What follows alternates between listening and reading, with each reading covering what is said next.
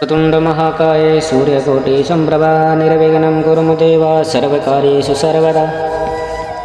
सर्वमङ्गलमाङ्गल्ये शिवे सर्वार्थसाधिके शरण्ये त्र्यम्बिके गौरी नारायणी नमोऽस्तुते।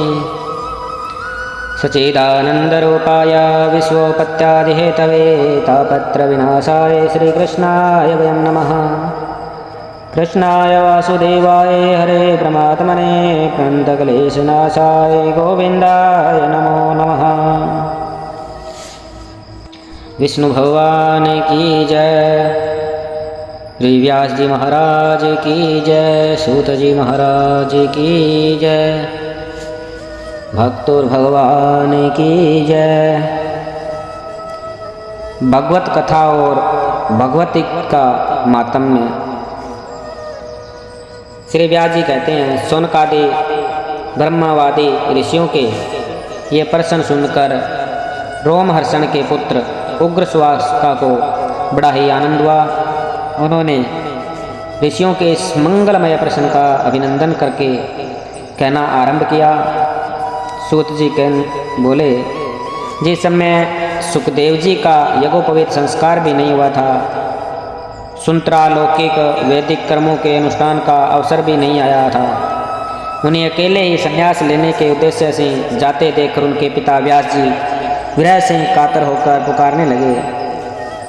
बेटा, उस समय तन्मय होने के कारण श्री सुखदेव जी की ओर से वृक्षों ने उत्तर दिया, ऐसे सबके हृदय में विराजमान श्री सुखदेव मुनि को मैं नमस्कार करता हूँ।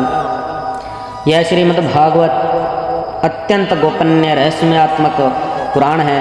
यह भगवत स्वरूप का अनुभव कराने वाला और समस्त वेदों का सार है। संसार में फंसे हुए जो लोग इस घोर अज्ञान अंधकार से पार जाना चाहते हैं, उनके लिए आध्यात्मिक तत्वों को प्रकाशित करने वाला यह एक अद्वितीय दीपक है। वास्तव में उन्हीं पर करुणा करके बड़े बड़े मुनियों के आश्रय आचार्य श्री सुखदेव जी ने इसका वर्णन किया है। मैं उनकी शरण ग्रहण करता हूँ। मनुष्यों में सर्वश्रेष्ठ भगवान के अवतार नर नारायण ऋषियों को, सरस्वती देवी को और श्री व्यास जी को नमस्कार करके इस संसार और अनंतकरण के समस्त विकारों पर विजय प्राप्त कराने वाले इस मद्भागवत महापुराण का पाठ करना चाहिए। ऋषियों अपने संपूर्ण विश्व के कल्याण के लिए यह बहुत सुंदर प्रश्न किया है, क्योंकि यह प्रश्न श्री कृष्ण के संबंध में है और इससे भली भांति आत्मशुद्धि हो जाती है। मनुष्यों के लिए सर्वश्रेष्ठ धर्म वही है जिससे भगवान श्री कृष्ण में भक्ति हो। भक्ति भी ऐसी जिसमें किसी प्रकार की कामना न हो और जो नित्य निरंतर बनी रहे। ऐसी भक्ति से हृदय आनंद स्वरूप परमात्मा की उपलब्धि करके कृत्य हो जाता है। भगवान श्री कृष्ण में भक्ति होते ही अनन्य प्रेम से उनमें चित्त जोड़ते ही निष्काम ज्ञान और वैराग्य का आविर्भाव हो जाता है। धर्म का ठीक ठीक अनुष्ठान करने पर भी यदि मनुष्य के हृदय में भगवान की लीला कथाओं के प्रति अनुराग का उदय न हो तो वह निरा श्रम ही श्रम है। धर्म का फल मोक्ष, उसकी सार्थकता अर्थ प्राप्ति में नहीं है। अर्थ केवल धर्म के लिए है। भोग विलास उसका फल नहीं माना गया है। भोग विलास का फल इंद्रियों को तृप्त करना नहीं है, उसका प्रयोजन है केवल जीवन निर्वाह। जीवन का फल भी तत्व जिज्ञासा है। बहुत कर्म करके सर्वगादि प्राप्त करना उसका फल नहीं है। तत्व वेता लोग ज्ञाता और यज्ञेक भेद से रहित अखंड अद्वितीय सच्चिदानंद स्वरूप ज्ञान को ही तत्व कहते हैं। उसी को कोई ब्रह्म, कोई परमात्मा और कोई भगवान के नाम से पुकारते हैं। श्रद्धालु मुनिजन भागवत श्रवण से प्राप्त ज्ञान, वैराग्य युक्त भक्ति अपने हृदय में उस परम मत स्वरूप परमात्मा का अनुभव करते हैं। शौनकादि ऋषियों यही कारण है कि अपने अपने वर्ण तथा आश्रम के अनुसार मनुष्य जो धर्म का अनुष्ठान करते हैं उसकी पूर्ण सिद्धि इसी में है। भगवान प्रसन्न हो इसलिए एकाग्र मन से भक्तवत्सल भगवान का ही नित्य निरंतर स्मरण कीर्तन ध्यान और आराधन करना चाहिए। कर्मों की गांठ बड़ी कड़ी होती है। विचारवान पुरुष भगवान के चिंतन की तलवार से उस गांठ को काट डालते हैं। तब भला ऐसा कौन मनुष्य हो जो भगवान की लीला कथा में प्रेम न करे। शौनकादि ऋषियों पवित्र तीर्थों का सेवन करने से महत सेवा तदंतर स्मरण की इच्छा, फिर श्रद्धा, तत्पश्चात भगवत कथा में रुचि होती है। भगवान श्री कृष्ण के यश का स्मरण और कीर्तन दोनों पवित्र करने वाले हैं। वे अपनी कथा सुनने वालों के हृदय में आकर्षित हो जाते हैं और उनकी अशुभ वासनाओं को नष्ट कर देते हैं, क्योंकि वे संतों के नित्य सुहृद है। जब मद भागवत अथवा भगवतोक्त के निरंतर सेवन से अशुभ वासनाएं नष्ट हो जाती है, तब पवित्र कीर्ति भगवान श्री कृष्ण के प्रति स्थायी प्रेम की प्राप्ति होती है। तब रजोगुण और तमोगुण के भाव, काम और लोभ आदि शांत हो जाते हैं और चित्त इनसे रहित होकर सत्व गुण में स्थित एवं निर्मल हो जाता है। इस प्रकार भगवान की प्रेममयी भक्ति से जब संसार की समस्त आसक्तियां मिट जाती है, हृदय आनंद से भर जाता है, तब भगवान के तत्व का अनुभव अपने आप हो जाता है। हृदय में आत्म स्वरूप भगवान का साक्षात्कार होते हैं।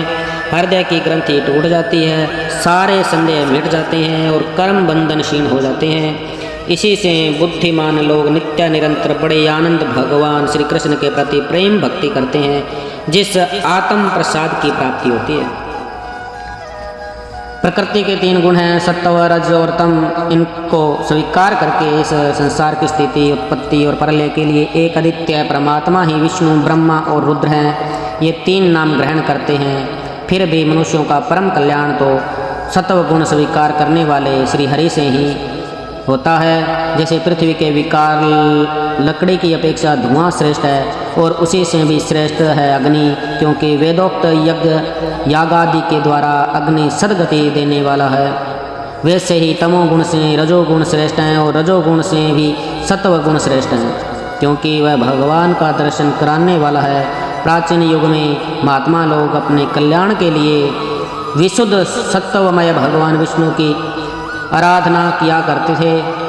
अब भी जो लोग उनका अनुसरण करते हैं वे उन्हीं के समान कल्याण भाजन होते हैं। जो लोग इस संसार सागर से पार जाना चाहते हैं वे यद्यपि किसी की निंदा तो नहीं करते, न किसी में दोष ही देखते, फिर भी घोर रूप वाले तमोगुणी, रजोगुणी और भैरववादी भूत पतियों की उपासना न करके सत्वगुणी विष्णु भगवान और उनके अंश काल स्वरूपों का ही भजन करते हैं। परंतु जिसका स्वभाव रजोगुणी अथवा तमोगुणी है, वे धन, ऐश्वर्य और संतान की कामना से भूत, पितर और प्रजापतियों की उपासना करते हैं, क्योंकि इन लोगों का स्वभाव उन भूत आदि से मिलता जुलता होता है। वेदों का तात्पर्य श्री कृष्ण में है, यज्ञों के उद्देश्य श्री कृष्ण ही हैं, योग श्री कृष्ण के लिए ही किए जाते हैं और समस्त कर्मों की परिसमाप्ति भी श्री कृष्ण में ही है। ज्ञान में ब्रह्म स्वरूप श्री कृष्ण ही प्राप्त होती है। तपस्या श्री कृष्ण की प्रसन्नता के लिए ही की जाती है। श्री कृष्ण के लिए ही धर्मों का अनुष्ठान होता है और तब गतियाँ श्री कृष्ण में ही समा जाती है।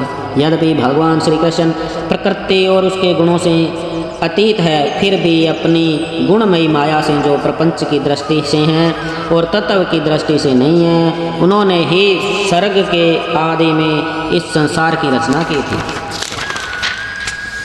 ये सत्व, रज और तम तीनों गुण उसी माया के विलास हैं। इनके भीतर रहकर भगवान इनसे युगल युक्त सरीखे मालूम पड़ते हैं। वास्तव में तो वे परिपूर्ण विज्ञानाघन हैं।